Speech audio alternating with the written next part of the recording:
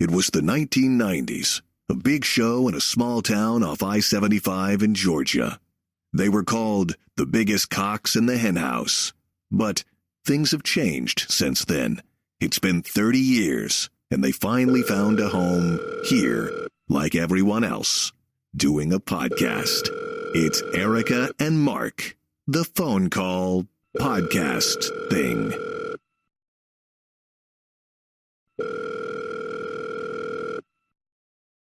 Hello. Hey, Mark Steele, if that is indeed your real name, please. It was for quite a few years.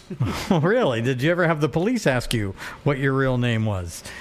No, but I was way used to aliases for a long time because remember I had that stint where I fancied myself a bill collector at a collection agency. Oh, that's right. I forgot. Didn't you used to work for Amex, too?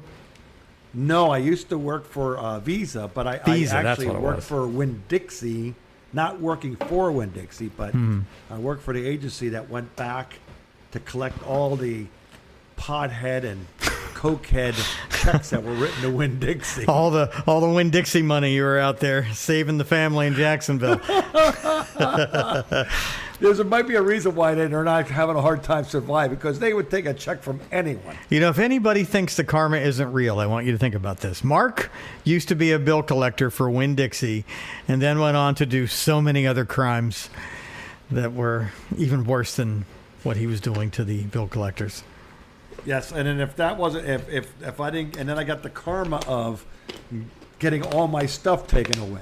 Yeah, now that's always fun. And people calling me.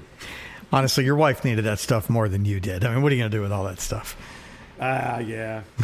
When I came to Louisiana, I came with did I ever tell you this? I came with a blanket. Yeah. A pillow. A towel. A Harley. A washcloth. My Harley. Yeah. My DJ equipment and my clothes. What happened to your pickup truck? Didn't you have a pickup truck? No, I had my dad. Well, I don't know if you knew I don't think you saw my dad's. I had my dad's Blazer. Yeah, that's right. When after he passed, I did see that. So I had a 2000 Blazer. Had that big ass stereo or something in it. Yeah, it had a Bose in it. Yes. Because my dad liked sound. I forgot about that. That was because my Volvo got taken in the bankruptcy. Right. They asked me, "What do you want to drive?" You're allowed to have one vehicle to drive to and from work. What would you like? And I said, I'll keep my Harley. You picked the Harley over the Volvo. That's not a safe choice at all, Mark. Who was that Mark? That's reckless.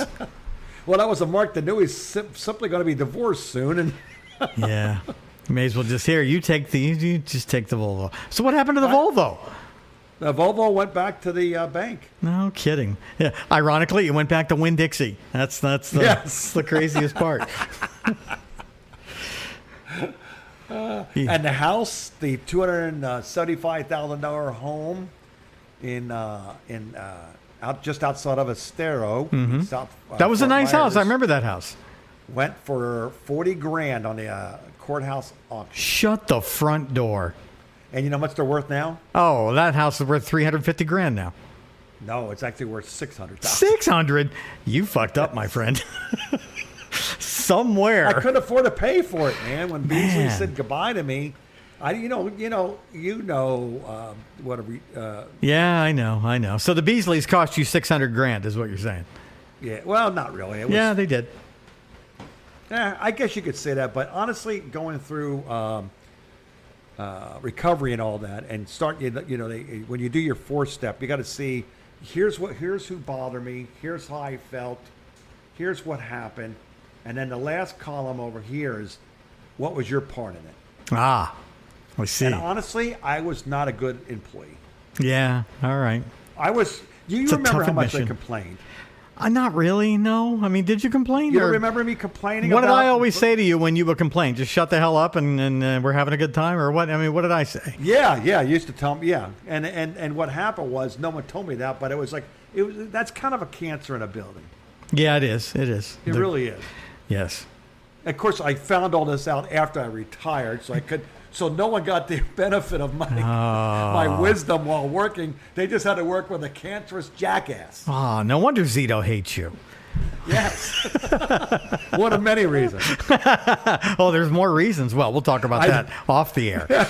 Yeah, interesting. I don't think he hates me. I think he just doesn't respect me. Well, Mark, I don't respect you either, if that makes you any better. So me and Zito, same camp. I'm in the Zito camp. And my ex-wife. There you go. That's not true, Mark. I love and respect you. And sure, Shecky doesn't respect me. And Rick doesn't respect Shecky's dead. Did he die? Yeah, he died like last year. Didn't we talk about that? Oh, no. Well, now I can't talk ill to Dad. You just did. A sinner, sin, shame. Well, I didn't say his real name. Shame. I called him by his alias. I'll say his real name. His name was Dwight Douglas of Burkhart Douglas Consulting Partners with Kent Burkhart. And who else? There was another former PD of 96 K-Rock who worked for Burkhart. The tall guy with the red hair. What the hell was his name? What was his name? Was it Jan Jeffries, was it? No, Jan Jeffries is the Antichrist. No, this is a different guy. I can't think of his name. He was the PD of DVE for a while too in Pittsburgh. Can't think of his name. He used to work for. Did he work? Yeah, it was him and Kent and Dwight Douglas, Shecky Green. Yeah. Well, honestly, he didn't do anything to us in our small market radio station. Hey, he talked me into going to Savannah. Huge mistake. Remember, he also was the one that was the death of She in Miami. Oh, he did kill that station, didn't he? With the same way he killed ours. Yeah. That's true. Wait a minute, you're doing well with what you're playing? Let's go ahead and pull some of these titles out. Let's put in some Chicago if you need me now. Oh, boy. Yeah. You know, I wasn't mad when he got rid of all of the Bryan Adams on our station. That was a good thing. But I'm racist against Canadian Bryan Adams. I don't know what else to tell you. Here we go. Here's some Inside Radio. Dwight Douglas to retire from radio industry, but I don't see a date on this. Oh, let's type in obit. I could swear somebody told me he died. Let's see. Farmington, Connecticut. Sex, drug, and rock and roll is Dwight Douglas's celebration. No. Oh, here. This must. No. Mina. Or he wasn't in Arkansas, was he? No, guy wasn't from Arkansas. I don't think so. It's a fairly common name. I could swear that somebody told me that he died. Maybe it was Chris Corley. Everybody saw him at. Maybe somebody ran into him at Chris Corley's funeral. Is what I'm getting confused about. It's possible because he was old then, and that was 30 years ago. At least he looked old. He had gray hair and balding, so he could have been in his 50s or 60s. So he would have to be like 90 now. I actually have a very positive memory of he and I in Savannah when we were putting that station together on I-95. We were listening to this. It was a new band. Maybe you heard of them. They were called Sublime, but the lead singer had just died, like a week ago before they released this album, and the song was called "What I Got." It's like love is what I got. So we're sitting there listening to it, and who did Dwight love more than anybody else in the world? What band did Dwight never shut up about? Oh, I can't remember. It was the Beatles, Mark. Oh, that's right. Yes, of course, because it was his time. Correct. So Dwight and I are sitting there listening for the first time to this song, and we're looking at each other like, this is a freaking hit song. This is fantastic. It's amazing. Let's do it again. And we listened to it a second time, and he goes, oh. And I'm like, what? And he said, I know why I like this song so much. This is going to be a monster hit. Keep listening. You'll figure it out. And I said, what, it sounds like something? It sounds like something very famous. And I'm thinking to myself, all right, let me profile him in my head. I'm like, oh, the Beatles. And I said, oh, it's Lady Madonna. And he went, yes, it's Lady Madonna. And if you think about that Sublime song, Love Is What it's freaking Lady Madonna. They totally stole it. And if I were the Beatles, I would have sued them. His name wasn't F. Dwight Douglas, was it? I don't know. Dwight. Here's an F. Dwight Douglas that lived in Connecticut. But he looked like he was in the Army. I don't think Dwight was in the Army. I think Dwight was... Where was Burkhart Atlanta. Out of? Atlanta. Everybody was out of Atlanta back in the day, except for Pollock. Pollock was out of L.A. That was how I got to go to all those L.A. trips. We had Pollock, too, at one time? Yeah, that may have been after you left. Yeah, you know what? I actually fired Dwight. That was all part of my... I never told you about my master plan to get back to Sarasota that blew up in my face. I've heard bits and pieces of them. I knew I was taking a chance wanting to come back to Sarasota, but, my ex and I were both from here, so we, thought, if we get a chance, there's a brand new rock station coming on in Sarasota. They're putting a 50,000 watt rock station on 107.9. We need to go down there and just, pop in at Christmas and say hi to everybody. And, because a couple of people I knew still worked there. And they introduced me to the new general manager and the new PD of this rock station. And the GM and I got along famously well. And he said, you should come to our Christmas party on Saturday. And I said, we will come to your Christmas party on Saturday. Nice. And so did that, got to meet everybody. Very small world moment happened there. The production director and I are from the same place in Pennsylvania, went to the same high school. He's a year older than me, so we didn't know each other. And his wife went to college with my ex, so they knew each other. They went to UF together. Wow. so that's a small world, and and the GM is just shaking his head and laughing and just saying and I said, come on, this is meant to be, right? This is totally meant to be. And Susan, the PD, I let her know. I'm like, look, I am not after your job. I have it great where I am. I'm in no hurry to leave, but if you ever leave for any reason, please call me and let me know, and I need to talk to Will about. And she said, oh, Will already loves you. If I ever leave, job's yours. And I'm like, all right. Cool. So I would stay in touch with Will. He added me on AOL. We would chat on the AOL thing in the evenings, just about dumb shit, being radio nerds. And one day, Susan calls me, I don't know, 6 months, a year later. It's probably a year later, at least a year. And she said, hey, your wish is about to come true. And I said, what the hell are you talking about? And she said, I'm getting married. I'm moving to Toledo. And I'm like, Toledo? Have you been to Toledo? Why are you moving to Toledo? Sarasota, Toledo. Yeah. And she said, no, my husband is the PD of WIOT in Toledo. And, that's, I'm moving up there with him.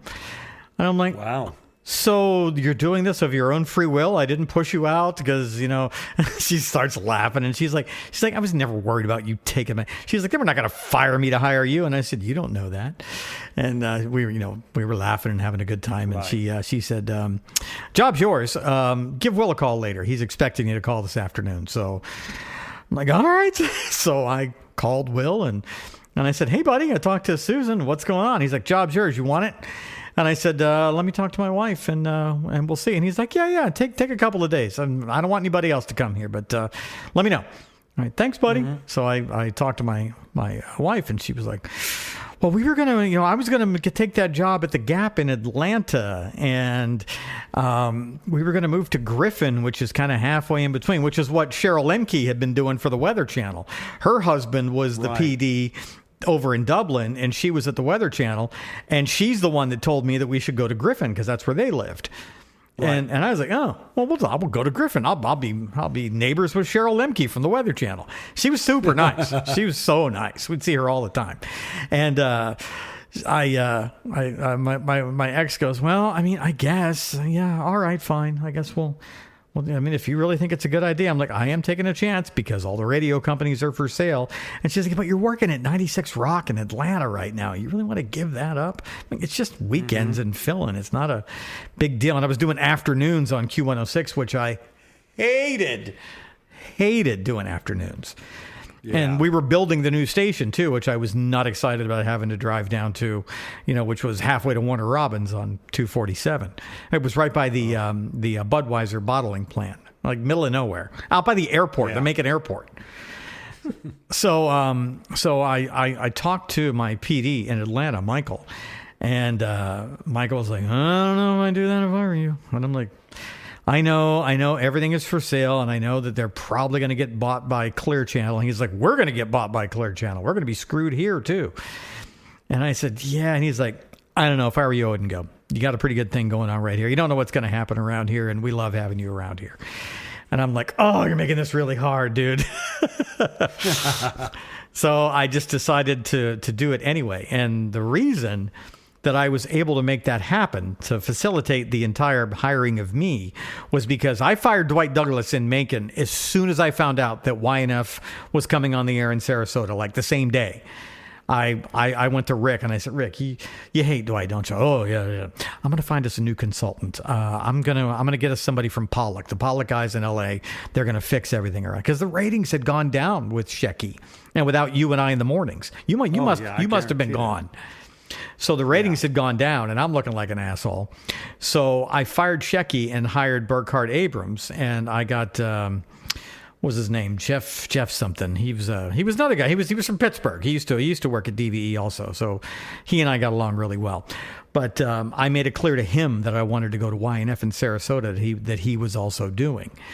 So everything just kind of came together. I had the blessing of the consultant and of the PD who was leaving, and the GM already liked me. It sounds like it's got it all wrapped up. As soon as we hired them, I hired them the week before they were doing their convention in LA. And as soon as I hired him, Jeff, he gets everything arranged through, I think McGathy paid for everything to get me to LA. And so now I'm at the Pollock convention in LA with all the Pollock stations, which was YNF was one of them. And that was where Will and Susan were hanging out. And I had one of the weirdest moments of my life. I already had a small world moment when we were at that Christmas party at YNF with the guy who went to my high school, who knew my brother. Yeah. I didn't know him, and I freaked him out too when I said, "Oh, what part of Pittsburgh are you from?" He's like, "Oh, how do you know I'm from Pittsburgh?" I said, "You got an accent, dude." He's like, "No, I don't have an accent." I'm like, "The hell you don't? You're from Pittsburgh." And everybody's like looking at me, and he said, "Oh, you never heard of it?" And I said, "Try me." I said, "I'm from Aliquippa," and I said, "Did you go to Aliquippa? Because you do not look black." Who's calling you? Is that your phone buzzing? It's your phone buzzing. Yeah, it's Mark's. I have it turned off. It's Grandpa's phone buzzing. So anyway, I look at the guy who's from the same place as me, and I said, and I didn't know that he was from there yet. And I said, well, you certainly didn't go to Aliquippa because you are not black and you're not white and full of attitude. Did you go to Hopewell? And he's like, yeah. How'd you know that? I said, what year did you graduate? And I think he graduated the same year as my brother. And I said, were you in band? He's like, no, I wasn't in band. Why? What are you talking? I said, well, I'm from Pittsburgh too. And he said, oh, what part? And I said, well, what did you do when you were at Hopewell? Did you do art or did you, wrestle? And he's like, oh yeah, I wrestled and did art. I said, oh, you did art. Okay. So you obviously went on Mrs. Serko's New York trip when you were in 10th grade. And he's like, how the hell do you know that? And I said, because everybody in Mrs. Serko's class takes the trip to New York City and has a good time and does all kinds of drugs while they're there. And he's like, yeah, that's exactly. And everybody's looking at me like, how do you know this? So I'm at dinner in LA with the same GM and his buddy who had come down from Santa Rosa, California, which is right outside of San Francisco. He's sitting across the table from me. Also, slight Pittsburgh accent. So now we're in LA. It's, not that much, later than that Christmas party. And he introduces me to Chris. He's like, hey, I'm Chris. And I said, hey, nice to meet you. And we're sitting down and we're talking. And I detect a very slight Pittsburgh accent with just a couple of words with him. And I said, Will, you never told me that your buddy was also from Pittsburgh. And he's like, no, I'm from Santa Rosa. And I said, dude, you are from Pittsburgh.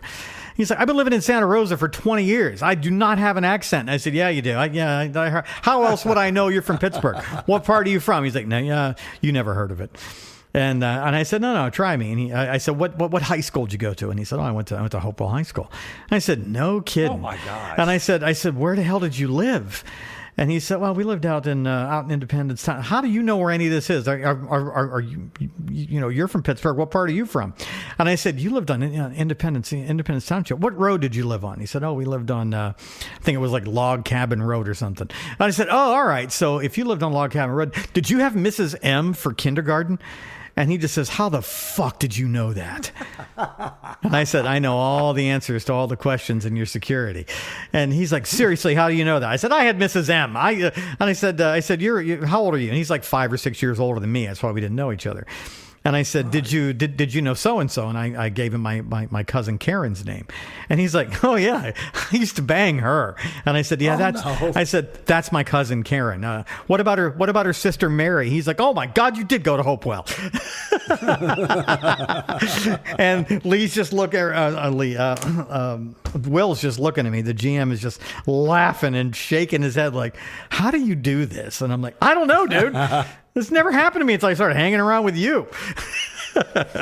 Yeah, but Pittsburgh is one thing, but the nailed down small towns. Same. We went to the same high schools. That's crazy. Two people. Two people from that were associated with poor Will Douglas. Man, I'm still sad about Will. So he left YNF. He's probably why I got fired. He left because he wanted to move to California. He was living on the beach, like on St. Armand's Circle. Like right. He had a little condo on the second floor on the beach. And he comes to me, I don't know, about 4 or 5 months after I got there, and he's like, "Hey, I got real bad news for you. I'm leaving." And I'm like, "No, you can't do this to me. No, you cannot leave. You're the best." He was the best GM because he went to UF. He worked for Harry Guscott at Rock 104 at WRUF. And he was the morning guy at KLAQ in El Paso, Texas for years. And then they made him the program director, and he was very successful. He was, maybe 4 or 5 years older than me. And he became a sales guy, and then he became a GM when they moved him from El Paso to Sarasota. And he was the best GM because he understood radio, and he understood, what it meant to be on the air and to run a radio station. He wasn't just a sales guy who got promoted like 98% of GMs. And that was so important early on in time because the more they got involved with the more they only understood sales, the less the programming department was going to get of anything. Right. Well, here's where it gets sad. So Will, and I'm like, where are you moving, Will? And he's like, I said, where could you move that's possibly better than here? It's freaking perfect here. Why would you leave? And he said, I'm going someplace better. And I'm like, impossible. Will Douglas is a damn liar. He's not going somewhere better. And he said, I'm going to K-Pig in Monterey, California. And I'm like, oh my God, that actually is better. Oh my God. How did you get? And K-Pig is like my all-time favorite radio station. It's this bastion of progressive music they were the first ones playing Widespread Panic, and they were the first ones playing Cake, and they were the first one. It's all my music that I would listen to them. They had a website back then. I would listen to them online. And I just love it. And he's going there to be the GM. And I'm like, oh, this is my lucky day. Will is going to take me to Monterey. He doesn't know it yet, but he's taking me to Monterey. As soon as he gets out there and gets established, I'm going to be going to Monterey. So I'm talking to Will all the time. He and I are chatting on the instant messenger all the time. And, I blow in a call to him once in a while. And he's just like, man, I thought my house on St. Armand's was expensive. I was paying, $1,500 a month for this place on St. Armand's. It's way more expensive out here, and I don't even have a view. And I said, what are you paying for? He's like, I just got a little place, not as big as my Florida place, and it's $3,000 a month. And I'm like, oh my God, Will Douglas, you need a roommate. Oh yeah. Yeah. So we're chatting all the time on the AOL Instant Messenger, and then one day he just stops answering me, and I never heard from him again. And I'm like, what the fuck happened to Will? I tried calling him, nothing. I'm like, well, Will Douglas is mad at me for something. And some years later, I'm talking to another former employee from City Island here in Sarasota, from YNF. And I said, hey, whatever happened to Big Daddy Will Douglas? I used to talk to him all the time, and he just disappeared off the face of the earth. And he's like, nobody told you? I'm like, told me what? The guy's like 5 years older than I am. He's like, right. Big Daddy had a massive heart attack and died. And I'm like, what? Well, that's why he quit talking to me. It wasn't me. That's a good reason. He actually, and I was devastated when I found that. I couldn't. Wow. I mean, it's one of those. I'm going to cry thinking about it. It's one of those. The nicer person you are, the sooner you die, and just kills me. Yeah. And I never got to move to Monterey. Handful of radio good guys. Oh, dude. Much love to you and to Mark Raz. Will Douglas is the best I ever worked with. Yeah, the best. Wow. But let's take a quick break. Yeah, on my death story. And Mark will come back with either a doctor visit or a death story of his own. It'll be fun for everyone. Erica and Mark. The phone call. All right, we're back, and no, I don't have a death story, but I'm sad. I'm sad right now. I need something to help me. I'm sad. Well, I was gone for a whole week last week. Where'd you go? Where'd you go? I was in Nashville. Oh, I was going to say, I went to a doctor's appointment for a whole week. No, I was in Nashville. Why didn't you tell me? I know where to eat in Nashville. They could have told you where to go. Well, I was actually there on a recovery function. Okay. What, you They guys have, don't eat? Sell it. Well, yeah, we do, but I mean, it's it was 3 days, and it started at 8 and it ended at 8. Where was it? We were in a place called Don't say Green Shackles Hills. Island. Shackles. There's no islands in Nashville. I know that it doesn't see it, but I know it's weird. It's called that. It's right near Hendersonville, to the north, near the airport. All right. Okay. Shackles Island. Yeah, Shackles? Shekels, maybe? Shecky. Island? Shecky. Yeah, that is over by. Okay, so you could have gone up to the Green Hills Mall, and you could have gone to a place called the Doughbird, which is one of my favorite restaurants that I have ever been to. I think I saw Christopher Cross in there one night. Me and Brian were in there eating. They have this. First of all, it's called Doughbird because they have two things on the menu: pizza related things and pasta related things. Dough bird or chicken, pizza related things and chicken related things. So you got the dough and you got the bird. So So Brian and I are in there eating one night. They have the most amazing Detroit style pizza I think I've ever had in my life at that place. And I am, and we're in there, eating pizza one night, and he just says, "Don't turn around." But I think Christopher Cross is sitting about 2 tables behind us, and I'm like, Christopher Cross, like sailing Arthur's theme, Christopher Cross? And he's like, yeah, except he's really old. I'm like, Christopher Cross is really old. He was old then. Yeah, he was like 40 when he made that song when we were like, 12. In the 80s. Yeah. And so I kind of, get up to, I'm going to stretch for a minute. And holy shit, that's Christopher Cross. He's right behind us. Did you say hi to him or anything? No, you know what I mean? I don't want to bother anybody when they're eating. If somebody's eating... He's on the road now, you know that? I know. That's what I mean. Because I was like, well, I guess whatever happened to Christopher Cross, he's hanging out at the Doughbird with losers like us. But he was just sitting at a table with somebody. I don't know if it was his wife or who it was. But let me tell you something. Me and Christopher Cross, we know where good pizza is. We went to. We were staying at our hotel. Was right across the road from the Grand Ole Opry. Okay. So therefore, we went to Puckett's. Yep. And then we went to. I forgot what the name of the place was. It was something Fish Camp, where they featured like. We have one of those here. Yeah, features like wild game. Yep, that's a chain. We have one of those like 5 minutes from here. Gillets. Yeah, kinds of crap. Dude, they have barbecue. I opted for a steak, but it was good. Let me tell you something. They got good barbecue in that town too. There's so many good barbecue places. Yes. Oh. So yeah, I ate a little too good. I gained about 8 pounds. Nice. I've already lost some of it back, but yeah, it was a multiple eat, but yeah, it was pretty good though. Nashville's nice, isn't it? I like it there. Nashville. Me too. And I was just exhausted because I was coming in and then eating and then going to sleep, and I don't sleep well in a hotel. And then at 5:30 wake up call. Oh. And then the day started. But I had this. You know what? You should incorporate this when you're trying to scare kids straight. Here's what happens when you turn into an addict or an alcoholic and you go into recovery. You got to get up at 5 o'clock in the morning for the rest of your life. To go to. Yeah. To manage this shit. And you're walking into the retreat and it's filled with people. It's like an Amway convention. Everybody's like, hey, oh man, my God. High-fiving you. I am never drinking again, man. I'm never, no. I am never drinking again. It's like it's like 8 o'clock. Oh. I know I've been up for 3 hours, but I'm not interested in doing a song and dance with you right now. I wake up my day may start at 7 o'clock here, but I don't leave the house or do anything until well after 9. You're a very old man. You're a very old man, though. Yes. That's the difference. But I had this thing, and I swear, honest to goodness, it was like my own personal nemesis. In Nashville, every time I go to Nashville, I have a horrible, horrifying story about me, my car, and Nashville.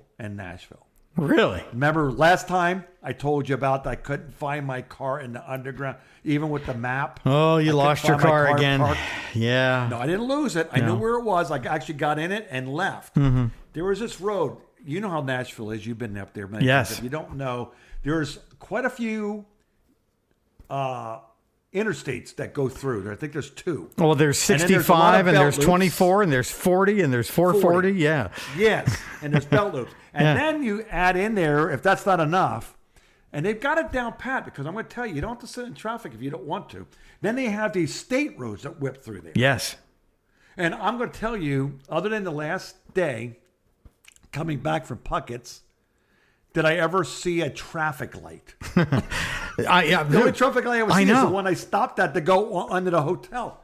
So there's this road that you're on a high, I'm on 65, and then there's a split off. And then the split off, you can go 2 ways that way, or you stay on this one lane and then you loop around. So I could never figure out which one it was, because when I came up on Waze, it wasn't clear enough and it didn't show you your second thing. Right. So what would happen is every time I came up on an intersection, I went past my exit, had to get off the exit, loop around and come back and come in. And then when I come back the north or whatever it was, I could go, the exit was very clear. I looped up and got into my hotel. This happened every day. Well, at least you were consistent. Yes, every day going home. So my last day, Friday, I'm like, okay, please, I got to get this right this time. I got to have it. I can't make any more mistakes. Oh, yes, you can. And I made a big doozy. I went on like a beltway that took me 10 miles out of my way. Oh, no. And then I had to get off. And then I get on this thing. And did you ever get on, when you're in Nashville, do you ever get off of one of these highways where the entrance ramp is about as long as maybe a driveway? Oh, they do not. They do not. They are not like Florida has on ramps that are 2 miles long. Yes. Nashville has them. They are about as long as a Geo Metro. They are. It's like, whoa, this is over. I'm in the road. What's happening? So you're coming off of one road and then you're going in, and there's 5 lanes of traffic on 65. Yep. And I don't know what the speed limit is. They're not concerned with it anymore. No, the speed limits are really a suggestion in Tennessee because the roads are so good. Did you notice how smooth all the roads were? And when you don't know your way around there, you really just aggravate everybody around you. Yes. So I've got to cut. Not only do I have to try to get in with your Louisiana license plates, I stand on my brake and the turbo kicks in my car. Mm-hmm. So I'm moving. I'm up to 95 miles an hour, trying to outrun this Jeep so I can get over 5 lanes because I've got 0.4 miles to my exit. Oh, my God. Oh, Grandpa's driving like a madman. So I get in there and I get off, and I finally get off the thing. I'm like breathing quietly, and then I get, okay, now I got to get up this ramp, and then I got to get out to this next one, and then this will be it. And all of a sudden, my alarm goes off because it picks up a car in my blind spot. Yeah. It's not a car. It's not a car. What is it? Now we got a driveway long exit ramp too, right? Yep. And here comes an 18-wheeler, not a normal 18-wheeler, but an 18-wheeler pulling a second 18-wheeler. Ah, yeah, piggyback. That's got to use that same small as an intro into another. So did you see? It was me against him. Did you see Jesus flash before you? Yeah, so I tapped on the brakes as much as I could. He's trying to make his mind up, and I just kind of and I have a respect for truckers because my dad was a trucker. So I just flashed my lights and I go ahead. He missed me. God bless him. He's very skilled, but he missed me by maybe 2 feet. Oh well, you know what? The back end of that thing. He missed you because I just kind of slowed down and nothing. Nobody hit me. If anybody hit me from behind, we would be not having this podcast. You would be calling me, asking where the podcast is, and go, gosh, I guess it pissed off Mark. Yeah, you would be the next Will Douglas. It's like, well, one day Mark just stopped talking to me. I don't know what the hell happened.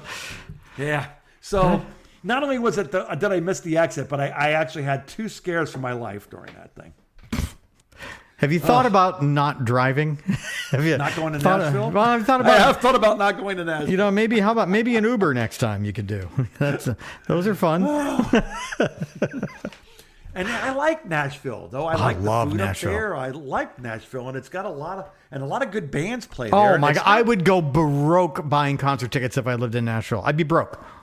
If I go straight there without stopping at all, which I could on a tank of gas, because I'm that close. I could get there in 7 hours and 15 minutes. I can get there in an hour and 30 minutes on Allegiant for about $89, and I have. Yeah. But I mean, yeah, you can. I mean, I could actually drive that quickly up there. I mean, it's like it took actually stopping and getting gas and even eating a meal. It only took me 8.5 hours. Dude, I love it there. I love from it. door to door. I love it up there. I would move there. Man, yeah, but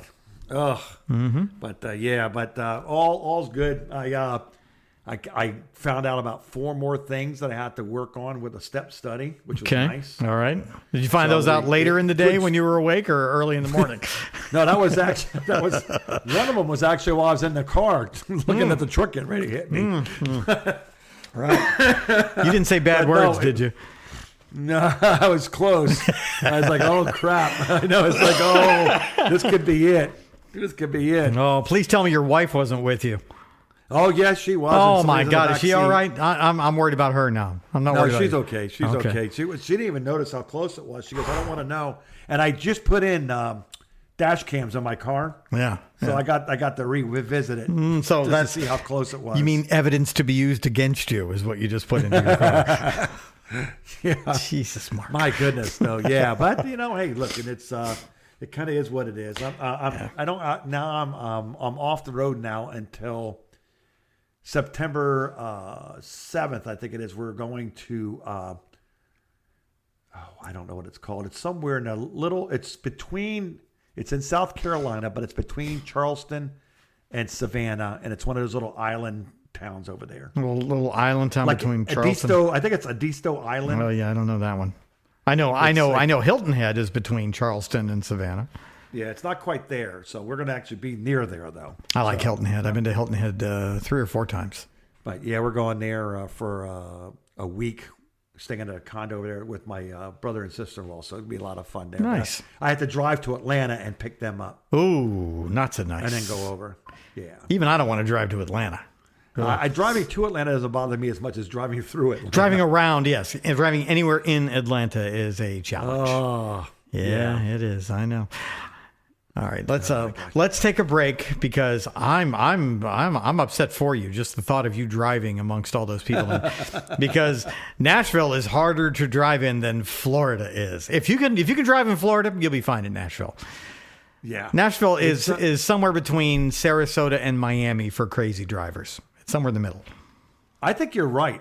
I think you're right, and it's designed for that, but you have to know where you're going. Yeah, you got to be on your game when you're in Nashville. And do you know who lives in Nashville, Mark? Young people who are on their game. Yes, not people our age, Mark. Yeah, nobody my age was on the road, I don't think. No, they all know better. They all know to stay on the island, Shecky Island. Shecky Island. Erica and Mark. The phone call. All right, we're back. I'm calmed down now from the thought of Mark driving around Nashville, Tennessee, like an old lady. I'm driving down there. Everybody's going 100. They were probably going 50, 60 miles an hour max. They were going 95. I tell you, Mark, they were going like 60. You're slowing down, buddy. There's yes, all kinds of license plates you'll see in Nashville. There's people from all over the country living there, man. Oh yeah. I love it. Sold a lot of California plates there. I guess they're going to Dude, there's In-N-Out Burger in Nashville now. I saw that. And you didn't go, did you? No, because I went to the one in California when I went to California. It's good. I experienced it. It's good. I know.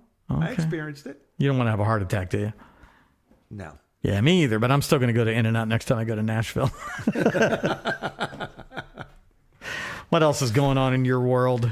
Well, they had that lady, that lady in Florida. I had to laugh. It's always Florida stories. Well, when I saw the license plate, I said, "Oh man, there's always people trying to scam Florida with getting a dirty plate." I right. said, someone found a way to say it to this loophole. And it was SQZ and an A55. Yes. That looked like... But it was an old lady that owned the plate. Right. But if you look at the plate, just glance at it, it says, why does your plate say squeeze ass, ma'am? Yeah. And this lady's like, some 67-year-old lady with like a beehive hairdo. Yeah, I know. She didn't ask for that. No. No, she doesn't. Supposedly they just gave it. She was pretty pissed off. Now, if the state of Florida had any sense of humor, they would have sent her a new plate, and it would have said EAT A55. There it is. Mark's there now. It took him a second. No. No? I knew a guy that was every time he got fired a lot, moved around in radio, which is like anybody in radio. Yeah. And he would go to different states, and his lifelong ambition was to get them to allow him to get these dirty plates. And the one he got for Florida was bukkake. Oh, that's genius. Was this man's name Baba Booey by any chance? I can't remember what his name is, but I can see him. He didn't last very long. He worked at 99X. He didn't last very long. Yeah. But dude, I've had my share of personalized license plates. I've had some good ones. I had this silver 2005 GTO that was all converted to a Holden. So it had all the Holden badges, different nose, looked kind of like a GTO, but not really. And my license plate, and the car was silver. So the license plate said 60 UFO because it had a 6.0 liter engine, and 60 UFO. Get it? Silver unidentified flying object. So that was funny. Everybody liked that one. I had a great one for my Supra about 4 or 5 years ago. My Supra is not actually built by Toyota. The Supras that they started building in 2020 that they're just finishing up now are built by BMW in Europe. So the car is a BMW Z4, but with a Supra body on top of it. BMW engine, BMW radio, iDrive control. It's a total BMW disguised as a Toyota Supra. And everybody makes fun of the new Supra as far as, oh, hey, nice BMW. And the old Toyota Supra from back in the 90s, it had the best engine ever made probably by any auto manufacturer. It was tough. It was overbuilt. It's a straight six. It was called a 2JZ. And it's still revered as the greatest, petrol engine ever made. So I came up with a new license plate for my Supra, and it said NEIN 2JZ. 2JZ. Get it? yes, The Supra guys loved it, let me tell you. And I thought it was damn clever myself. That's hanging in my... dirty tags. For I know. When I had my... I did get rejected for a dirty tag. Oh, my friend Jeff got a dirty tag one day. Oh, I have to tell you this story. So, all right. So Jeff bought this red Cadillac CTSV with like a Hennessy tune. It was 650 horsepower. This has got to be 10 years ago now, maybe 11. And we were trying to come up with, because I had 60 UFO on mine, and we were trying to come up with a clever plate for his Cadillac. And we just, it's like, we got nothing, man. We're going to car shows, and we're like, well, what kind of ideas can we steal here? So we went up to Ocala one day in the winter for a thing called Wanna Go Fast, which is one of those runway events. We were at the runway where John Travolta lived in Ocala, Jumbo Layer, where people are driving Lamborghinis and GTRs 230 miles an hour. And, there were a bunch of Corvettes with parachutes. And we see this one Corvette, 0PHX GVN. Oh, wow. That's right, Mark. It says 0 fucks given. So we're filling out the stuff at the DMV before we get, we're waiting in line. And he's like, all right, when we get up to the thing, don't look at me. Don't talk. Don't say anything because I'm going to laugh. If you even look at me, I'm going to laugh. Just for once in your life, shut the fuck up. And he's like, what are we going to put on here? And I said, I already have it worked out. We're going to put on there that you are an amputee, and now that your life is better, that you are like a phoenix who has been given a new lease on life. PHX for Phoenix, GVN for given a new lease on life. And he's like, did you just make that up? I'm like, I am that full of shit, my friend. Write it down. So he writes it down. And we go up there, and he's like, don't even look at me. So he hands the lady the paper when we finally get up there. And she just goes, she just laughs, just like lets out a laugh because she gets it immediately. And she looks up at him and looks up at me. And I said, he really is an amputee. And she's like, you know what? I'm going to put it through. I don't think it's going to go through, but this is great.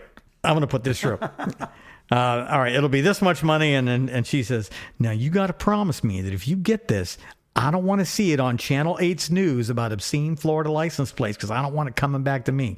And Jeff was like, yes, ma'am, you got it. And she's just looking at us. And I'm just like, trying not to laugh.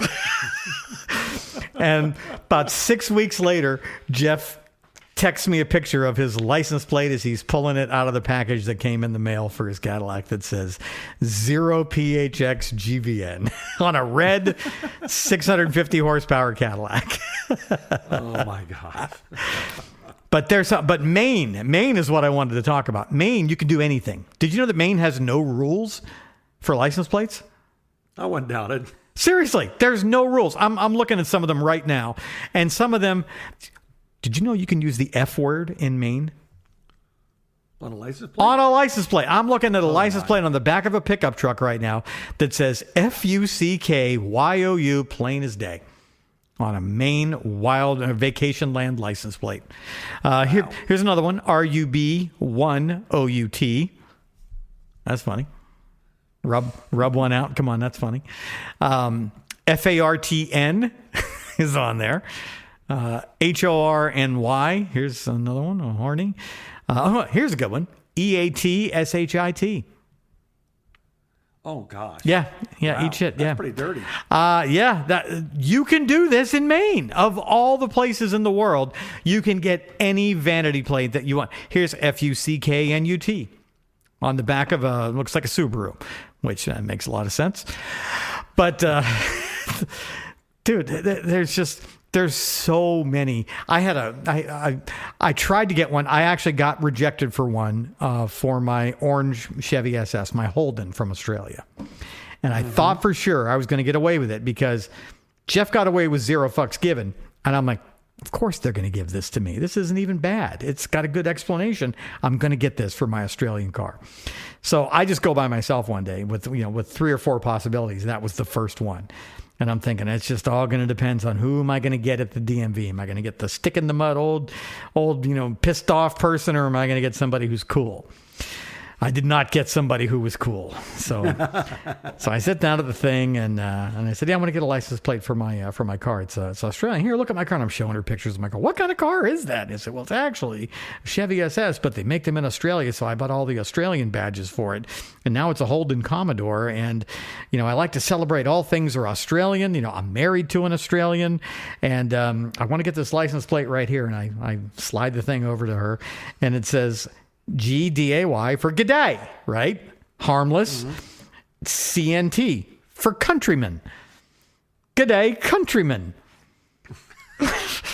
GDY, GDY, CNT. I wanted the space there too. I wanted to make sure you could read it so you wouldn't get confused.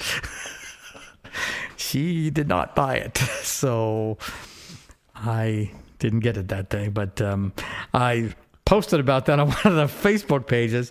Next thing I know, a friend of mine has another Holden, lives in Iowa.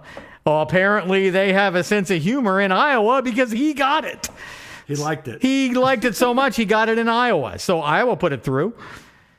But yeah. I didn't want to move to Iowa, so I didn't. Yeah, Florida's been they've been a stickler about that for a long time. I mean, Jeff got 0 fucks given. Come on. That's pretty good. He actually got that through. What were some of the other ones I had? I had 93 SVT on my old Cobra. Hang on, what else do I have here? Do I have some other pictures of these? I have so many old license plates, dude. That's getting hard to remember. I never once got a vanity plate. What? I started to, but they wanted so much money. It's like $35, Mark. Well, no, here. It's a lot more than that. Oh, okay. It's not a one-shot deal either. You pay that fee every year. Right. For the sticker on it. Just for the sticker, but you got to pay extra for it. And then I wanted to get an antique plate, right? Yeah. And they said, you can have an antique plate, but you know what the rules are with an antique plate? You can't really drive the car much. You can't drive it anywhere. Yeah, right. Yeah, just to and from shows. Right, that's it, right. I wanted it for my bike because my bike is from 2001. It's 20. Oh yeah. So what I did was for $30, I had a guy make a custom license plate holder that says 2001 firefighter edition Road King. Oh, Jesus. Okay, boomer. Jesus. Did you have a plaque and a card to give out to people too? I'd like to. I did. Now. I was gonna buy a little plug-in red light that goes around like a fire. Oh my God, that's illegal. Illegal. It's impersonating the police.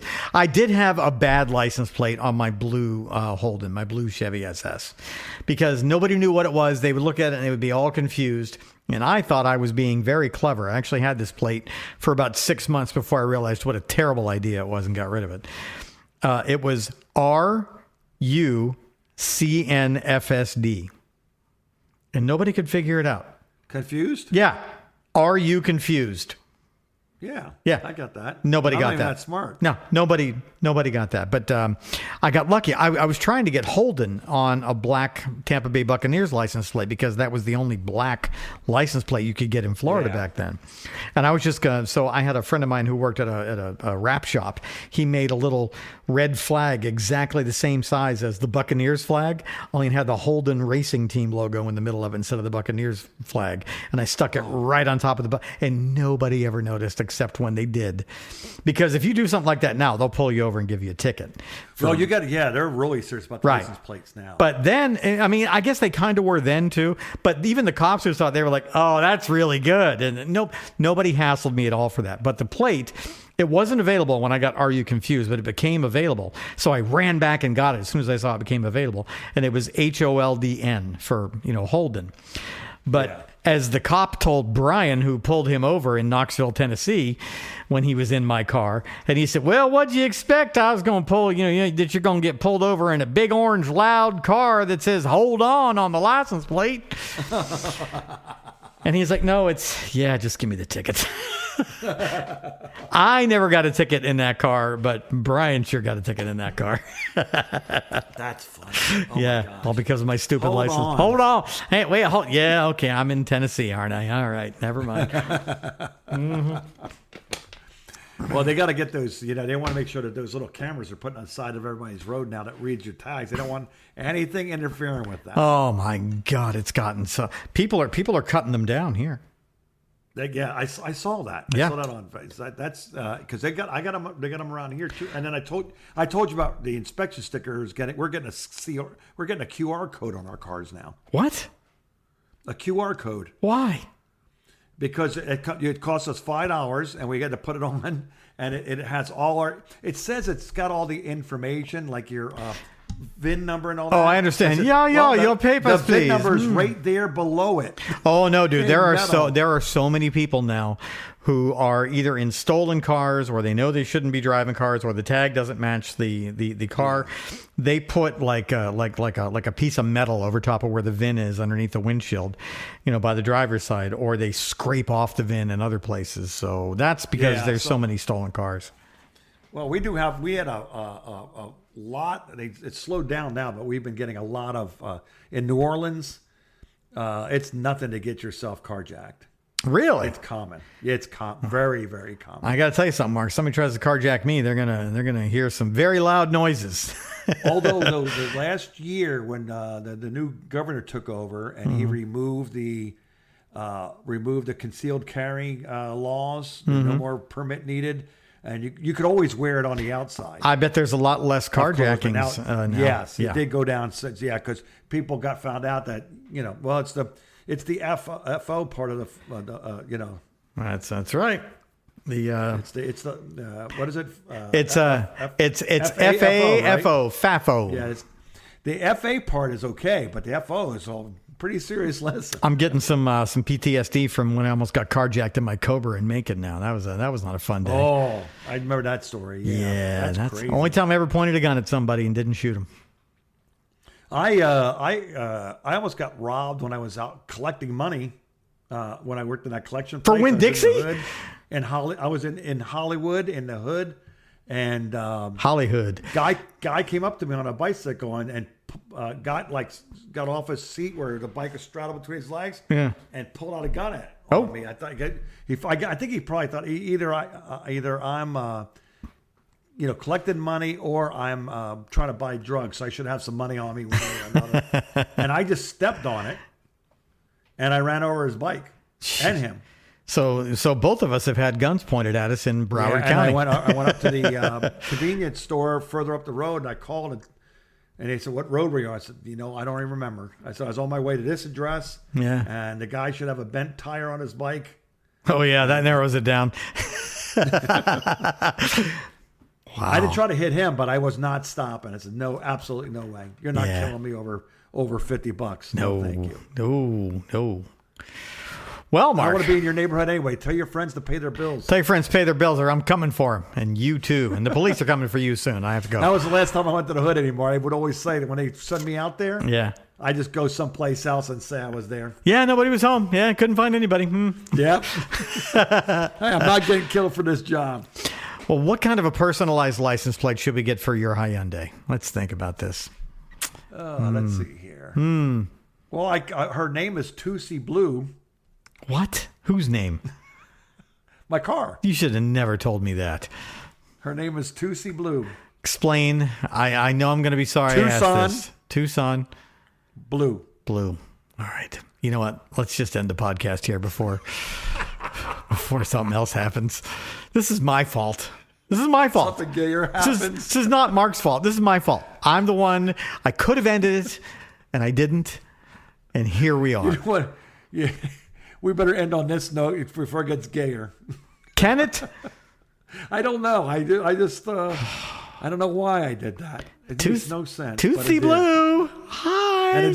And it came out with that like it's okay. I can't even look at the camera on the computer right now. I can't look at you. I can't blame you. My face feels warm, so I know I gotta be red. And now and today Mark's not wearing a hat, and I can see his bowl haircut. So you can imagine what I'm not looking at right now. This is called growing in my hair. I'm letting my hair grow in. Did you get a hair? No more shaves. Did you get no a more shave sides? Okay, so you're getting a hair transplant in Turkey or something? No. I just got to let it grow. It's got to let it grow in. My hair it used to be shaved down to the skin. Right. So now it's this long. And then long. somebody told you, hey, we stopped doing that in '87. You should let that grow. Well, put it to you this way: the late girl that cuts my hair had no argument with me when I said I want to change it. Yeah, she probably silently said, "Oh, thank God." Yeah, because she can't say it out loud, but she wants to. Yeah, you know what? Have her call me. I need to talk to her about it. I need to tell her about Tootsie Blue. Tootsie Blue and a bowl haircut. Oh my God! All right. I'm out, Mark. Next time we get money from doing this podcast, I'm keeping all of it. You need to keep it all. You deserve it. Erica and Mark. Bye. The phone call.